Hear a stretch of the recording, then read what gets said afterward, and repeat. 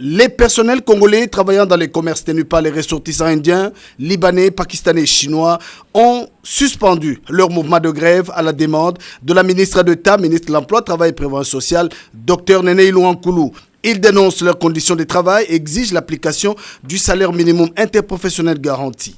Préoccupée par cette situation qui perturbe la paix sociale, la ministre d'État, ministre de l'Emploi, Travail et Prévoyance sociale, Dr Néné Ilouankoulou a échangé avec une délégation de la Fédération des entreprises du Congo, conduite par son administrateur délégué. Les deux parties ont fait les tours d'horizon sur les préoccupations qui divisent le secteur du commerce à la base de grèves à répétition au sujet de l'application du troisième palier du SMIC en République démocratique du Congo. Au cours de cet entretien, il a été relevé que le service privé de placement ne respecte pas les dispositions de la loi et refuse d'être contrôlé. Le gouvernement devra en toute urgence prendre des mesures nécessaires pour l'allègement de la tension sociale. La patronne de l'emploi a promis de convoquer dans l'urgence une tripartite pour mettre fin à ces désordres qui règnent dans le monde du travail.